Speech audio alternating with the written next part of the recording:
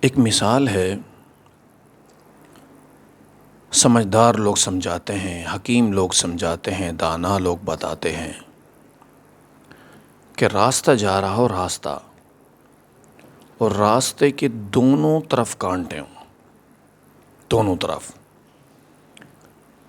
اور انسان جب اس راستے سے گزرتا ہے تو اپنے لباس کو سمیٹتے ہوئے، اپنے لباس کو بچاتے ہوئے، اپنے لباس کو اپنے ہاتھوں میں حفاظت سے لپیٹ کر راستے میں پڑی ان خاردار جھاڑیوں سے اپنے لباس کو بھی، اپنے جسم کو بھی بچا کر احتیاط سے اس راستے سے گزر جاتا ہے۔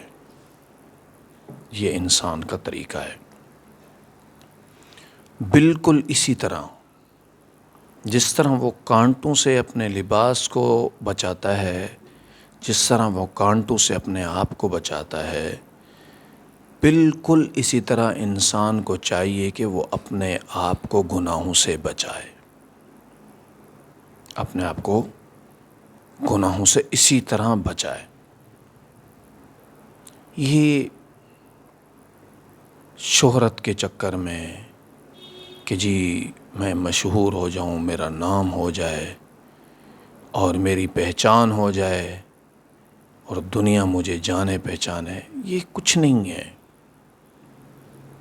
بہت سارے لوگ جنہوں نے بہت ساری قربانیاں دی ہیں اپنی قوموں کے لیے، اپنے لوگوں کے لیے، اپنے وطن کے لیے، بہت کچھ دنیا کو بنا کر دے گئے ہیں، آج ان کو کوئی نہیں جانتا،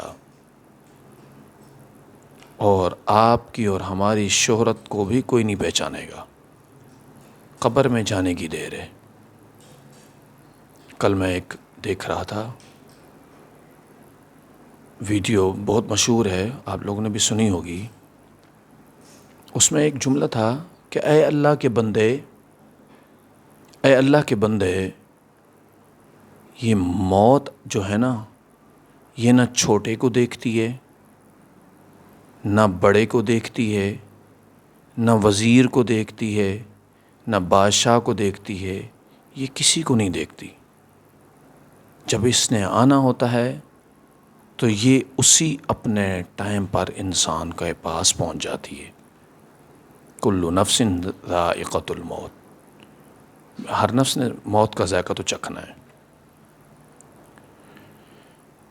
تو ہم اپنی زندگی کو، اپنے آپ کو، ہمیں چاہیے کہ ہم اس کو اللہ اور اللہ کے رسول کے حکم کے مطابق، ان کی، اللہ اور اللہ کے رسول کی مان کر ہم جو ہے اپنی زندگی کو گزاریں، اس طرح جس طرح اس راستے پہ چلنے والا شخص ادھر ادھر پڑی خاردار جھاڑیوں سے اپنے آپ کو بچا کر چلتا ہے، گزرتا ہے۔ ہم بھی اپنی زندگی کے لمحات کو اسی طرح گزاریں۔ جس طرح مال فتنہ ہے، جس طرح مال کا آ جانا بہت بڑا فتنہ ہے، بالکل اس طرح شہرت بھی فتنہ ہے۔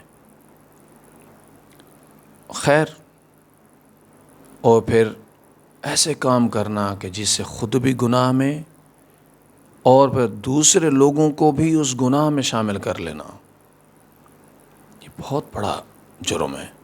پھر جب تک وہ ہوتا رہے گا آپ مر جاؤ گے، لیکن آپ کے کھاتے میں وہ ڈالا جائے گا۔ اس لیے اللہ اور اللہ کے رسول کے مطابق اپنی زندگی کو گزاریں۔ ایک حدیث پاک میں پڑھ رہا تھا، مشکوٰۃ شریف کی حدیث ہے، میں آپ کو بتا دیتا ہوں، حدیث نمبر 55-22 ہے کہ قیامت کے دن اللہ رب العزت یقبض اللہ الارض یوم القیامت، کہ قیامت کے دن اللہ تعالیٰ زمین کو اپنی مٹھی میں لے لیں گے، وَيَطْوِي السَّمَاءَ بِيَمِينِهِ، اور آسمانوں کو دائیں ہاتھ میں لے لیں گے۔ جس زمین پہ ہم اکڑ کے چلتے ہیں نا، جس زمین پہ ہم تکبر کے ساتھ چلتے ہیں نا، جس زمین پہ ہم چلتے ہوئے دوسرے انسانوں کو انسان نہیں سمجھتے ہیں نا، جس زمین پر چلتے ہوئے ہم دوسرے لوگوں کو لوگ نہیں سمجھتے، اپنے برابر اپنے لیول کا نہیں سمجھتے، اس زمین کو اللہ اپنی مٹھی میں لے لیں گے، اور وہ آسمان جس تک آج تک انسان پہنچ ہی نہیں سکا ہے، اسے بھی اللہ اپنے دائیں ہاتھ میں لے لیں گے۔ پھر اللہ تعالیٰ ایک ارشاد فرمائیں گے، انا الملک، میں بادشاہ ہوں، این ملوک الارض، زمین کے بادشاہ کہاں ہیں؟ کہاں ہیں زمین کے بادشاہ؟ میں بادشاہ ہوں، یہ اللہ تعالیٰ اعلان فرمائیں گے۔ تو اس وقت یہ زمین کے بادشاہ، زمین کے شہرت یافتہ لوگ، زمین پر تاریخ لکھنے والے لوگ، کسی میں ہمت ہوگی اللہ تعالیٰ کو جواب دیں، اللہ سے بات کریں؟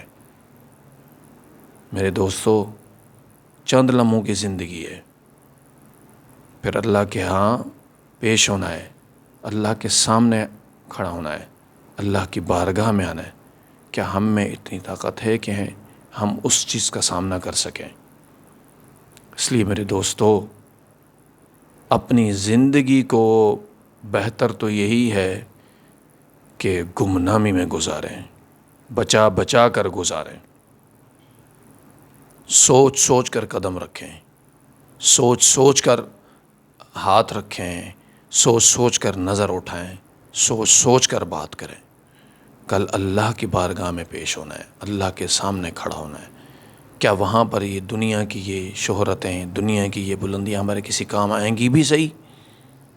اللہ ہمیں سمجھنے کی توفیق دے۔